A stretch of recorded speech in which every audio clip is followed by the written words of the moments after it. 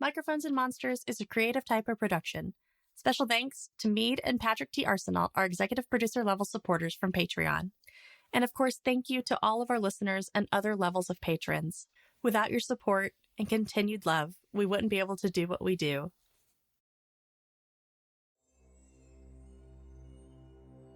Imagine a place where ancient secrets and unnatural horrors lie dormant. A place where the veil between worlds is thin, and the creatures of the night roam free.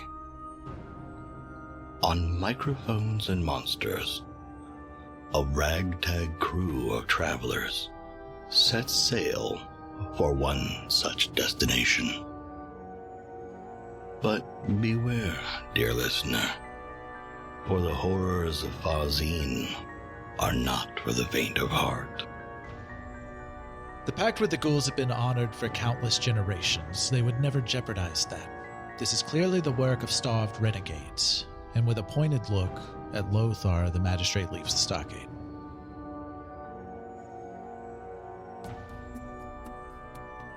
I know y'all have a lot of questions. We'll get to them, I promise you. But look, I need your help. You've got a reason to look into what's going on. And as an outsider, I can be reasonably sure that you're not involved in whatever it is. If it goes sideways, I can always deny knowing what you were up to. If you want to find out what happened and make some coin in the process, meet me at the Laughing Hammer tonight.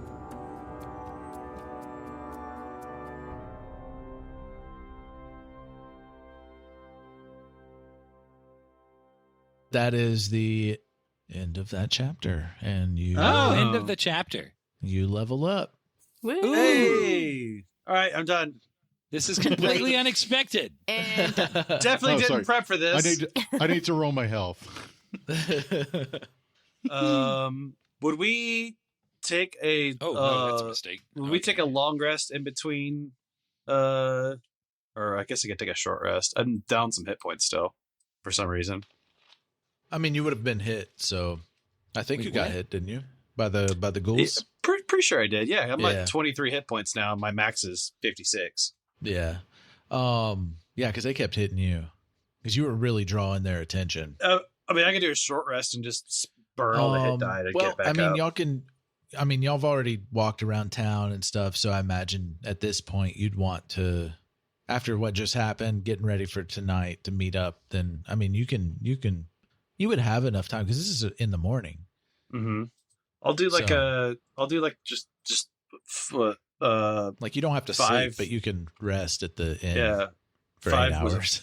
Was it 5d10 for the? Oh, let me roll this real fast. Done. 5d10 is going to be 32. So that should get me mostly back up. Oh, you lost HP. Okay. Yes, it did. I was in a fight. I don't know what that's like. So imagine losing HP in a fight. And so that's 56. So that'll get me back to full. And then on my level up, I rolled an 8. Nice. And I took ability score improvement in Constitution. So I have a 20 in Constitution with a +5 bonus. So now I have 69 maximum health. Nice. Are we going over level ups? Yeah. We can go over that's all I have. That's literally it. Nothing else happens. Yeah. I took I got expertise, so I got to tag 2 more proficient skills to get a double proficiency bonus. So I tagged acrobatics and survival. So now I have a +11 in acrobatics and a +8 in survival. Damn. And I have a con mod of 3, and so you add that to the 2 I rolled, and I get 5 more HP for 50. Wow. nice. So I started rolling the lowest possible HP in this campaign now. After I pretended like it wasn't going to happen before. I'm back. I'm back to Victor Stodge luck. So. Well, all that Izzodath got was 6 more HP points. 6 more hit points, not HP points. You can get a ability score up? Nope. Only fighters would get it at 6. Oh, really? Oh. Yeah. There you go. Normally it's every 4 levels, but fighters and maybe rogues, I think, get an additional ability score bump at some point. Yeah. Rogue gets them at 4, 8, 10, 12, and 10. 16. And So yeah, 19. rogue gets an extra one at 10, and fighters get like 6, and I think another one maybe like around 10 or 12. maybe 14. Well, everybody gets one at 12. Well, I got that. So, Yeah. the one thing I do say is since I have the additional modifier in con, my AC goes up because of awakened mutation because it's based off my Constitution modifier. So I got 7. I have a 17 armor class with not wearing a shred of armor. Wow. Yeah. Your skin So, is your armor. I have a 15 without armor. Lucius has an 11 without armor. Nice. I also have an 11 without armor. I mean, I have armor, so I've got a 16 total. Oh, Lucius doesn't have armor, so. Yeah. Leather armor, cat size. I So- put it in there manually. So Lucius, I ended up rolling an 8 for health, so that pulls me up to a total of 42. Which is additional 9 because I have +1 con, and also got a second slot for Channel Divinity, which is the thing that he uses to be able to summon the angel. And now, whenever he summons the angel will automatically cast Warding Bond on a creature that it can see, which could be me, could be somebody else. What Warding Bond does is it basically lets the caster split damage that the target takes. So if something attacks the target that he has Warding Bond on, that target takes half damage, and the angel will take the other half. I should cast on Rufus. I It'll said probably Xerothin be- before we started the session, but It'll now probably I be on see- whoever is in trouble at the time. Right. And then on top of that, I also got an additional 3rd level spell slot, which I also got an additional prepared spell for the day, which I am additionally preparing Speak with Dead. There you go. That is helpful. That So- would have so- not been helpful down in the Oh no privy because it they were requires that the corpse have a mouth still. Yeah. So doesn't seem like there were any mouths to be found. There weren't really many corpses to be found. I Who think killed it was you? just pieces. In theory, as long as there is just a mouth, like Yeah. it could work. yeah. Horrifying. But there has to be a mouth. It'd be interesting if you had a creature that was dead, but if their mouth was destroyed, they instead used like sign language to answer the questions. I guess that would work as like a thieves' I think- camp, maybe. I think it could work, but it would have to be like a creature that already used like their hands to communicate in that way. It's not Okay. like it would just give them special knowledge of being able to use their hands to communicate. Yeah, you could Like- like how many were there, and they could just hold if they had 3 fingers left, and they could Yeah. they could hold It's, up it's a just 3. charades. Yeah, Charades. exactly. 2 syllables. First syllable. Sounds like. Sedative. Because we haven't made that joke in a while. Well, would you guys like to learn more about what Izzodath is? Yeah. About the Sure, cursed blood? I'll try please to give tell a us. brief synopsis. So, like I said earlier, Rotten in a fight. pretty much. So she's a cursed blood, which is one of the Steinhardt races. So cursed blood is so named for their accursed lineage, forever bound by the twisted tethers of their very own blood. From the moment of their birth, they are each adorned with a quiescent mask, sealing their features in a permanent expression of cold, unfeeling marble. But you're not wearing a mask. I'm not. That's the other piece you guys have to figure out, is why my Hmm. appearance is not the typical cursed blood. Did you lose your mask? You don't know. Questions. Cursed bloods are typically viewed as taboo, which is why she's typically very shy. She's, they're seen as aberrations. So most people don't want to talk to her, cursed blood. So she doesn't like being around people because she thinks they're going to be cynical towards her. According to whispered rumors, the curse was a punishment meted out by vengeful great ones, a retribution for sins committed by their forebearers. Their kin, demons, dragons, and other creatures of flame and brimstone roamed freely across the world, but they have long since disappeared, banished from existence. So like I said, she's kind of demon-born. But yeah, their general physical characteristics, they have skin of stone. She has like long. I just carry on fleshy looking rocks. Stone sounds horrible. That's some Warhammer like realm of chaos shit. Like the earth itself is like breathing slow and nauseating. Giant hairy sack. Mm-hmm. Yeah. Not far from the truth, my friend. You had to add the word hairy in there. But otherwise, they're just this kind of creepy. They're very small, so like she's only like 4 foot tall. They're small and have like long, spindly arms, long, spindly fingers. Just kind of creepy and dark and like salad fingers. Yeah, but you look like a bush. I like she does have salad fingers. Literal salad fingers. No, not that. Not that. To get rid of that, I'm gonna think about the hamster dance.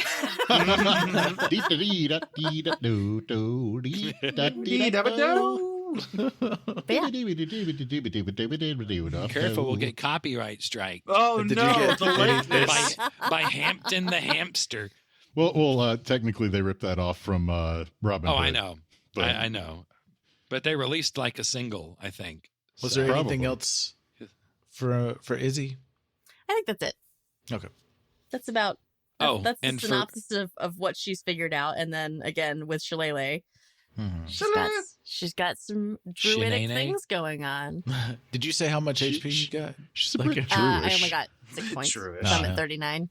Wow, I hadn't made that joke in a while either. No, you haven't. We're just breaking out all the old hits. Hey everyone, let's take a quick break for some ads. While we're away, join our Patreon family at patreon.com/creativetypo and unlock a world of ad-free episodes, exclusive content, and even uncut microphones and monster sessions. Together, we can keep the creative spirit alive. And don't miss the spotlight on another amazing Creative Typo show after this episode. You begin the final chapter of Act 1, Investigation.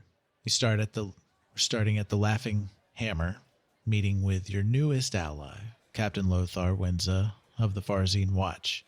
No longer able to ignore the facts around him, and without the support of the magistrate, Lothar turns to you as his last best hope of uncovering who or what is behind the recent activities. The Laughing Hammer is a single-room tavern with a scarred and battered bar running the length of the rear wall. Though you have only just arrived in Farzine, you recognize several familiar faces at the Hammer, including a number of the men and women from the beach patrol. Captain Wenza sits at a table in the rear corner, his back to the wall, and a drink in his hand.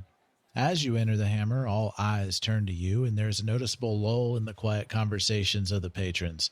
Lothar nods in greeting, then gestures toward the bar, then to the empty seats around his table. The conversations resume as you walk forward. So what do you do? Burn down the bar. I mean... Wrong character. Damn it. I murder the bar. Okay, now I'm in character.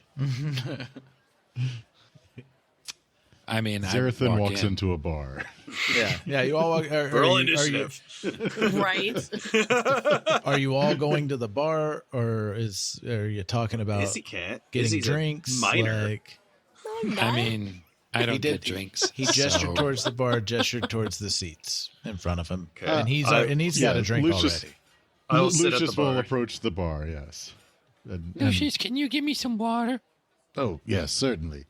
I'll have I guess whatever your standard ale is, and also I need water for my friend here. Rufus will look up expectantly at the barkeep with his big eyes. I was Doing seeing the if there Puss in was Boots like one. a certain No, menu. I'm not begging. And just look With new menu? Come on, give me Well, they just what are get the you. offerings? They got mead. They got mead. Mead works. Yeah. I'll do mead. Your finest stein or horn of mead, please. And of course, they have kava. That's on the menu too. I'll take I'm the not mead. touching that stuff. I'll take a small mead, please. But you're a little young to be drinking, little one. I'm just little. I'm not young. Child to me. Wouldn't want to get the wrong idea thinking that we're allowing small child. people to drink. What's wrong with small people? Small. Here's your meats. Or no. I'll just do small as I'm like putting my finger and my thumb together to like squish you. Well, here's your meat and your water. It's actually on Captain Wins over there. Oh, well, thank you. And then Lucius will look over to Captain Winsa and lift his mug, whatever type of drinking vessel it is, in his direction. And thank you. And Lothar again suggests that you sit with him. Lucius will. Rufus will get over there and sort of jump up on the table nearby in a spot that's not occupied. Xerothin And then Lucius sit. will put the water down for Rufus there. if there's like a wall near the table, I will like lay myself or like put myself against the wall instead of sitting down, but still close to the group. Yeah, it's near the wall. So yeah, Like a cool guy. Cool guy. Cool guys don't sit in chairs. Like Yeah. a guy that thinks he's cool. I'm the coolest that ever was. And Izzy. She'll sit down. She's very interested in what this guy has to say. All right. I'm so cool they call me Kelvin. So you're definitely sitting away. You're definitely sitting away from everybody. Like everybody's really close to just listening on your conversation. So, he definitely took that spot to talk freely. And So, ordered everyone else to go away. 'Cause he's the captain of the watch. Disperse. Spursh shrimp. You would get that insinuation, yeah. So he's not wasting any time, and he goes straight into it. So, folks have gone missing on my island, and I want to get to the bottom of it. You seem like the mercenary type, and I can make it worth your while. He says with more amusement than derision. I'm sure you've got some questions, so have at it. Well, I suppose that by calling us here, you must have some suspicions. Would you mind enlightening us before we start asking our questions? Well, yeah. Sailors and visitors come up missing from time to time. Missing islanders, however, that's a completely different story. There were 3 missing persons reported to the watch in the last week. There was a Carmelo and a Grezja Scary and a priest named Mateo. The Scaries reported missing this morning, actually. Were last seen at their home 4 nights ago, while the priest was last seen walking the streets of Farzine late the night before last. Hold on. It's me. I'm Lothar. That's me. I'm Lothar. I don't know what become of them. And after Alwig's admonishments, I'm hesitant to send a member of the watch, if you get what I'm saying. Yes. So did the Magister brush these other missing persons cases off in a similar manner? Yeah, he assumes they'll just show up. They went for a trek in the jungle, or maybe they left on a ship. But he's reluctant to go with the new evidence. How long has this Magister been in office on the island? I mean, he's been a magistrate for about a decade now. But I mean, he's more concerned with the coffers of the city than anything else, and he is a politician to the core. He's mostly harmless, though, as long as you keep clear of making him look bad in public. And I think his holdup is he knows the city as it exists today can't continue without the Ghoul's cooperation, and that's got him worried. Why is that? I mean, if they stop, then they're a vital part to how our society works. You know, it's hold on. But what do they do? So the Ghouls, I've never had any trouble with the Ghouls before. They've been model citizens for as long as I've been a member of the Watch, before I even became captain. So they keep to themselves. They do their job. A nasty one that no one wants anyway. So I believe there's like a dozen or so on the island. They're odd folk to be sure, but if I hadn't seen it myself, I'd have never believed that they had anything to do with this. But there's only one cemetery in Farzine, and that's the home to the Yogash Ghoul clan. They've been a part of Farzine for centuries, never caused any problems, and their value to the community is widely acknowledged, if not openly discussed. Again, I'd Do we know which ones were in the jail? that I don't know. Is he They beginning to don't understand me, normally or come did you? into town. They don't know. They usually keep to themselves. All right, is he beginning to understand what I'm saying? It's been a day or so. I'd say he's getting some gist of what you're saying, and he was already talking about this. Mm-hmm. Yeah, the last question I asked, it was sort of vague whether he answered me or not. I just wanted to make sure. Who knows? I don't like to suggest that they be involved, but with their long-standing history of peaceful coexistence, and they take care of the bodies and stuff. So is there any way to distinguish one clan of ghouls from another? Markings or something? Atypical dress? It's just the Yogash clan. That's the only clan of ghouls on the island? Yeah, it's been that way for centuries.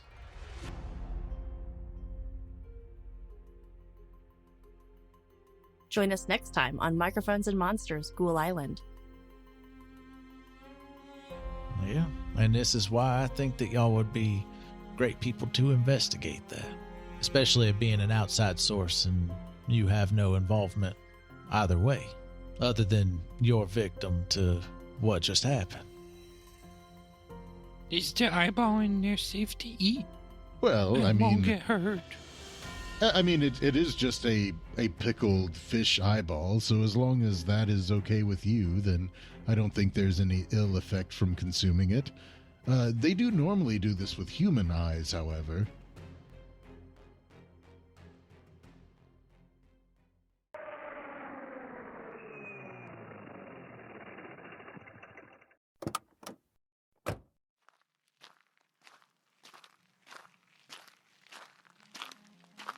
Hi, excursionist. I'm Nari. Do you know that stories have a way of taking you into a different world? Why don't you join me at the Into the Night Anthology podcast? We present you with bite-sized stories that make you question what you thought you knew. I may have something that would interest you. Everything gets old.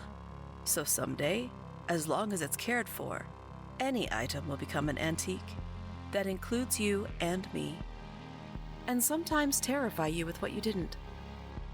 What's happening? This can't be real. You can see us, but you are powerless to stop us. Bring a friend along when you find us on your favorite podcast directory, and make sure to follow us on Twitter at Into the Night Pod so you never miss an episode. Remember, you should never wander these twisted paths alone. In fact, look, the first path is just ahead. Are you ready? Follow me.